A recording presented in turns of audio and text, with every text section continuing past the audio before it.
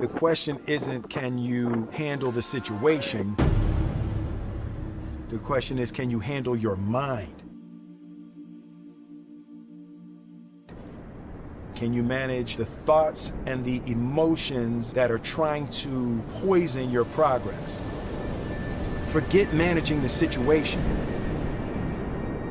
Manage your mind.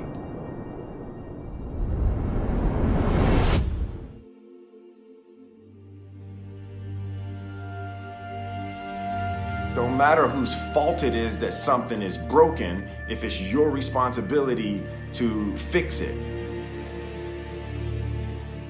It's not somebody's fault if their father was an abusive alcoholic, but it's for damn sure their responsibility to figure out how they're going to deal with those traumas and try to make a life out of it.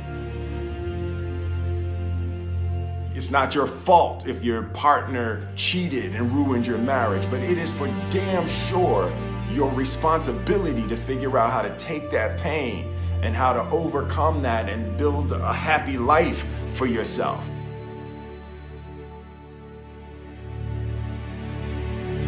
Fault and responsibility do not go together. It sucks, but they don't. When something is somebody's fault, we want them to suffer. We want them punished. We want them to pay. We want it to be their responsibility to fix it, but that's not how it works, especially when it's your heart. Your heart, your life, your happiness is your responsibility and your responsibility alone. Fear is not real.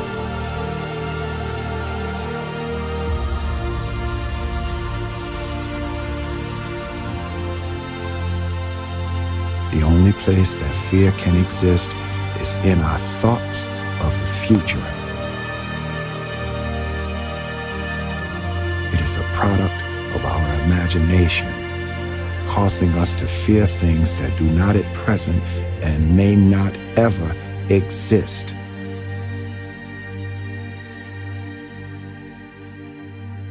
As long as we're pointing the finger and stuck in whose fault something is, we're jammed and trapped into victim mode. When you're in victim mode, you are stuck in suffering. The road to power is in taking responsibility. Your heart, your life, your happiness is your responsibility and your responsibility alone.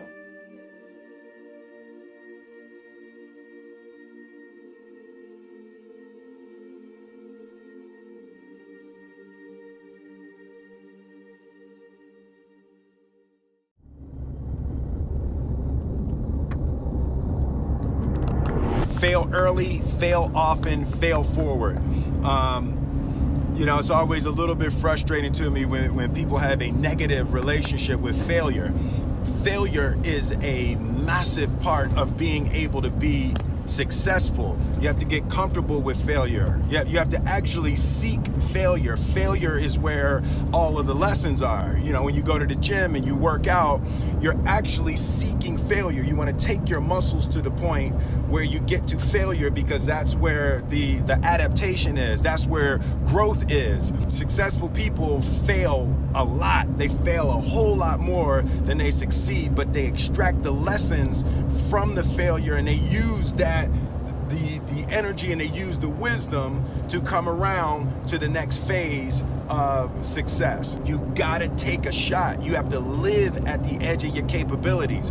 You gotta live where you're almost certain you're gonna fail. That's the reason for practice. Practice is controlled failure. You're getting to your limit, getting to your limit, getting to your limit. You can't lift that, you can't do that, until you get to the point that all of a sudden your body makes the adjustment and then you can do it. Failure actually helps you to recognize the areas where you need to evolve. So fail early, fail often, fail forward. I found myself in a room with Arnold Schwarzenegger, and I was like, okay, I want to be the biggest movie star in the world. And Arnold Schwarzenegger, he said, the most important thing is that you have a vision, that you have a goal. Because without that vision and without that goal, again, you're drifting around and you're never gonna end up anywhere. People don't become successful just by accident. You know, I mean, maybe the guy that found gold in California and started the gold rush, but don't count on that. That's the one in a lifetime kind of a situation. So you got to really have a specific goal. And to me, to have that vision that I want to be Mr. Universe, that I want to be the greatest bodybuilder of all time, that was a great vision, and that specifically to look like Reg Park and to be up there on that stage and to lift the trophy overhead and to win the championship over and over and over again. So that was a great goal. You have to have a goal. Now, it doesn't have to be that specific goal, but it has to have some goal. This is why I always recommend to people, sit down, take your time, and start thinking about, why do you want to work out? What is your goal?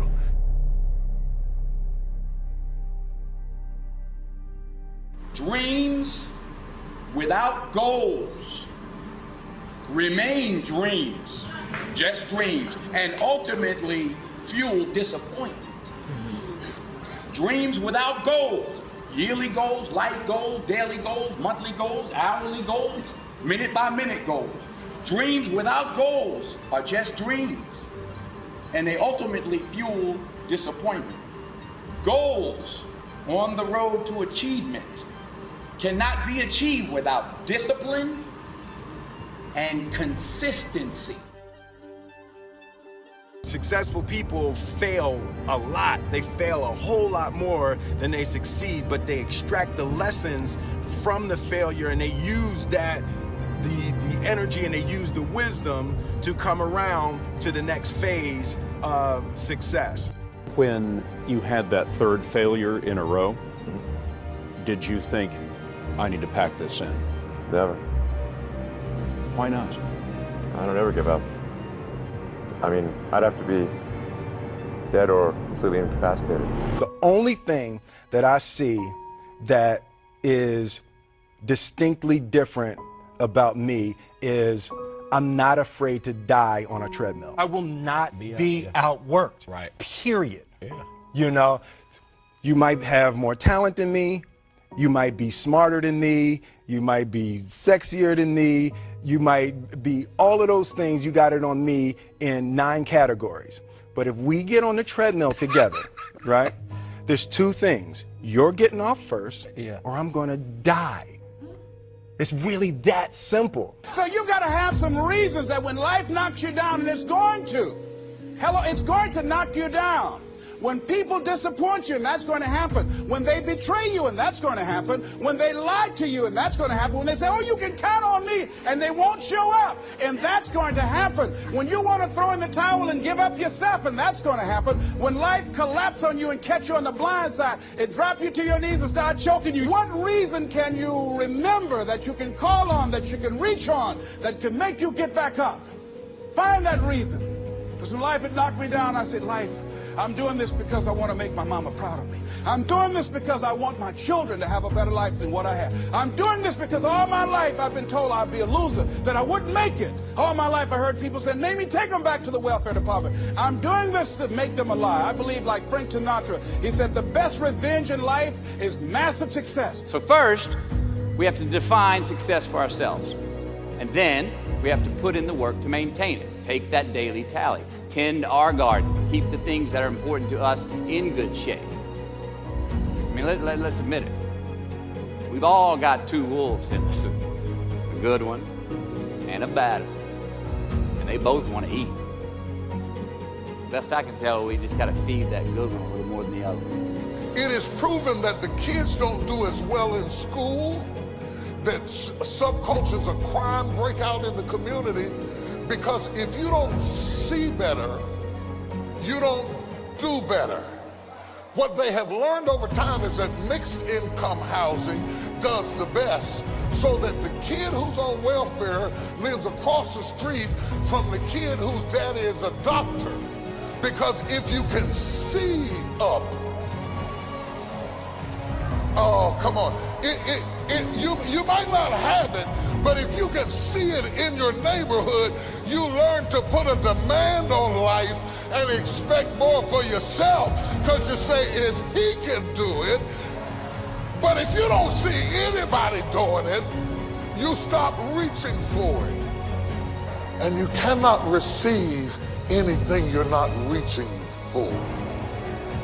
If all you've ever seen is poverty, if all you've ever seen is domestic violence, let me tell you, you like the idea of happily married, but you will pick somebody who's mean because the nice guy is boring.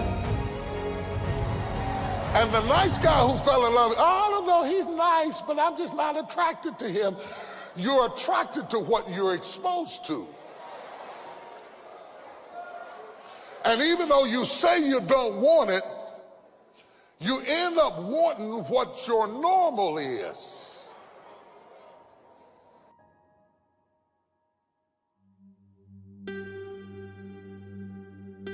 Sometimes, yeah, you've got to cut a little piece of yourself off, yeah, no matter how much it hurts, in order to grow, yeah, in order to move on. Do you know what I mean?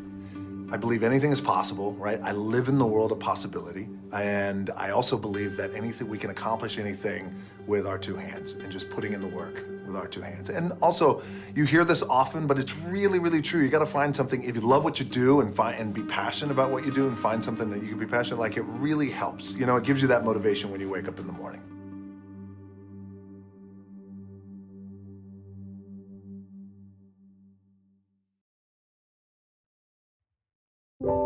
Sometimes life's going to hit you in the head with a brick. Don't lose faith.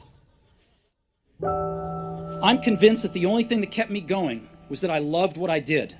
You've got to find what you love, and that is as true for work as it is for your lovers. Your work is going to fill a large part of your life, and the only way to be truly satisfied is to do what you believe is great work. And the only way to do great work is to love what you do. If you haven't found it yet, keep looking. And don't settle. As with all matters of the heart, you'll know when you find it. Fail early, fail often, fail forward. You know, it's always a little bit frustrating to me when people have a negative relationship with failure. Failure is a massive part of being able to be successful. You have to get comfortable with failure. You have to actually seek failure. Failure is where all of the lessons are. Fail early, fail often, fail forward. I'm not going to win. I'm going to get destroyed. But if I can just be lucid, if I can still be standing on my feet, you know what? Then life isn't so bad. And I think, again, symbolically, at the very end of our lives, if we can still say, you know, we were never humbled, we were knocked down, but we got up, and I can say, I lived life with integrity, and I took all the blows, as the song says, and I still prevailed. I think that's a good epitaph for anyone.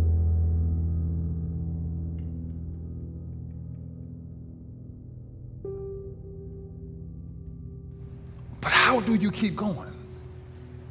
Why do you keep going? When the world says everything else is supposed to be opposite. There's two sides of pain that I don't think a lot of people really understand, right? There's one side of pain that's the suffering and the discomfort side of pain. That's why everybody raised their hands when I first asked, have everybody ever been through pain? Because that hurts. You remember what that felt like. But then there's another side of pain that's called effort. It's called glory. It's called, if you can find a way to push through pain, there's something greater on the other side of it. And if you never tap into it, it's because the first time you felt it, you backed off. The first time you felt, that burn, the first time you felt that it's too much. And we rationalize with ourselves to where we automatically stop. That's why a bunch of us give up so much in life so quickly. But suppose I told you the greatest pain of my life is the reason I'm standing here today. Suppose I was able to share with you My routine was so crazy, man. I was seeing almost 9 doctors for 9 weeks. 6 a.m. to 2 a.m. every morning. 10 days from tricep repair surgery. Didn't have enough strength. And I sat there for 30 minutes until I made up in my mind, stop crying. Make a choice. Like, you just decide what it's going to be, who you're going to be, how you're going to do it. Just decide. And then from that point, the universe is going to get out your way. It's like, it's water. It wants to move and go around stuff, you know. Bruce Lee said, empty your mind. Be formless, shapeless, like water. Now you put water into a cup, it becomes the cup. You put water into a bottle, it becomes the bottle. You put it in a teapot, it becomes the teapot. Now water can flow or it can crash. Be water, my friend. Pain is temporary. It may last for a minute or an hour or a day or even a year. But eventually it will subside and something else will take its place. If I quit, however, it will last forever.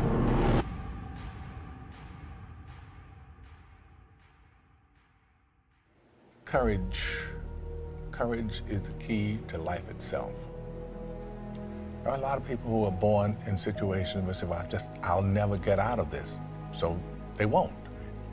I say to people who say, well, I would like to have done so and so and so. So, well, you could have done it. So, well, I couldn't get out of here. Man, the bus runs every day. Successful people fail a lot. They fail a whole lot more than they succeed, but they extract the lessons from the failure and they use that, the energy, and they use the wisdom to come around to the next phase of success. I'm not afraid to fail. I'm not afraid to fall over, make a mistake. That oftentimes cripples people on the onset of getting into anything. The first time I ever picked up the DJ decks was horrible now, but I'm not afraid of that. I'm not afraid of that feeling. It actually propels me and works quite the opposite. I believe desire and will to win is everything. I don't know why I'm like I am, but my butt's always burning. There's always something say, Art, dadgummit, you're supposed to go for it. Art, dadgummit, you're supposed to be somebody. You're supposed to make a difference with your life. What does the $500,000 a year person do? The $50,000 a year person doesn't do. You look at the outside and study those two individuals, everything seems to be the same. They both are the same sex, they both are the same age, they have the same training, the same positions, the same contract, the same fringe benefits. They both are successful, they work hard, they're good family people, make tough commitments. But what's the difference? What does the $500,000 a year person do? The $50,000 a year person doesn't do. He pays the price and a little bit more. He works hard and a little bit more. He's loyal to the company and a little bit more. He believes in a little bit more. He makes money and a little bit more. He saves money and a little bit more. Leadership is everything. You show me anything in these United States that win, I'll show you a leader at work. You show me a successful church, Boy Scout troop, club, football team, business, I'll show you some run by a leader. See, I thought at one time in my life you had to be smart to win. I used to have these smart people that dress so pretty and talk so pretty and use these big words. They just intimidated me, and I said, Art, you can't ever be that good. Why don't you just throw in the towel and go back and coach football for a living? And I found two things out about smart people. I think it's almost impossible for a smart person to win in business in America today. Because I find smart people spend their whole lifetime figuring things out. They're always trying to figure out an easier way and a quicker way. And another thing I found out about smart people is they just don't get around to doing nothing. And see, somebody like Art Williams, everybody said, well, he can't do it. And somebody like that can't do it. But he does it. See, folks, I want you to know almost everybody in America almost does enough to win.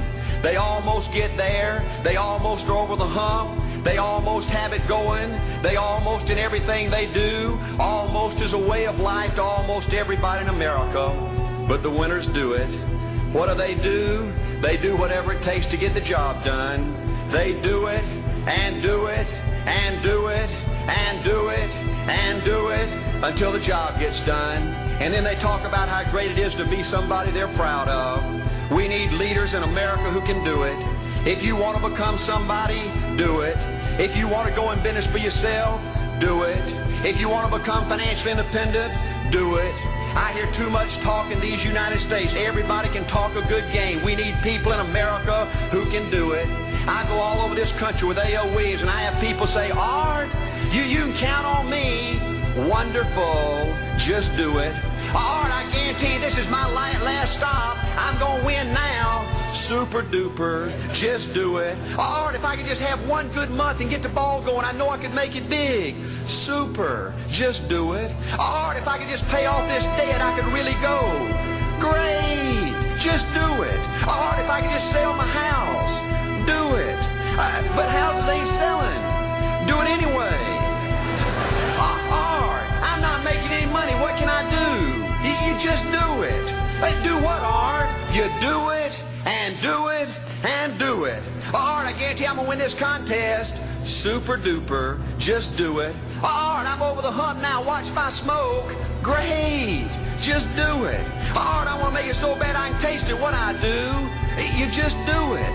Art, I'm a vice president now. Can I quit doing it? No. Art, I don't know if I can keep on keeping on. I'm really hurting what I do. You just do it. Do what, Art? You do it and do it and do it. Art, all my life I wanted to be somebody important. Well, what do it then? Art, I'm going to save money so I don't have to go through this again. Great. Just do it. Art, I don't feel like I've had enough training. What I do? You just do it. Art, my manager don't give me no help. What I do? You just do it. Art, you don't understand. I was Mr. Everything in my former company. You don't mean I have to start off down at the bottom and do it, do you? Yep, you really got to do it. Art, what's the primary difference between winners and losers? The winners do it. They do it and do it and do it and do it until the job gets done.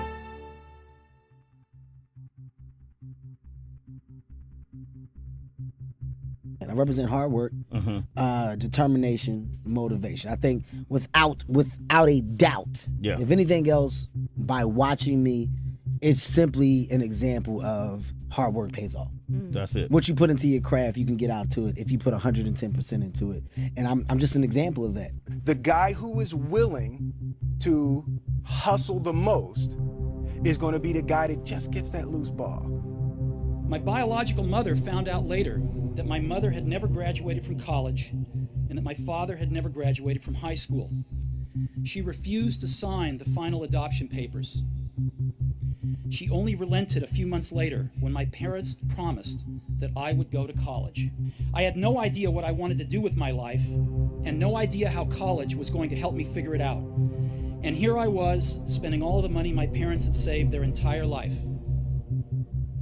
So I decided to drop out and trust that it would all work out okay. It was pretty scary at the time, but looking back, it was one of the best decisions I ever made.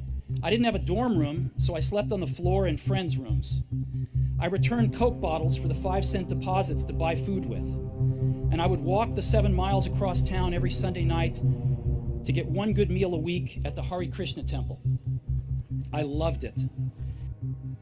Everybody wants the prize, but nobody loves the process. Everybody wants to be a champion, but nobody's willing to put in the work that it takes to be a champion. Everybody wants to hold up the trophy and say, man, I did it, but nobody's willing to put in the work that it takes to do it. I love the process.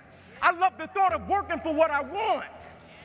And I firmly believe you're never supposed to wish for it more than you're willing to work for it. Your expectations never supposed to exceed your effort. But a lot of people, they wish, and they're not willing to work. And the great thing about life has a funny way of testing all of us and seeing how bad we really want what it is that we say we want. Because the thing I know about people can talk the talk. And people do it very well. But life is going to hit you with a certain level of opposition. Life is going to hit you with a certain level of adversity. And life is going to say to you, you said you wanted it, now let's see how bad you really want it. But the great thing about it, if you love the process, when opposition and adversity hits, you will have a way of embracing it and using it, not only for yourself, but you will use it to make everybody that's connected to you stronger, because your vision has to be larger than yourself. If everything that you do is just about you and for your personal gain, something's gonna come up against you that's gonna be a lot tougher than you. And if it's just about you, the moment you hit it, you're gonna quit and give up every time.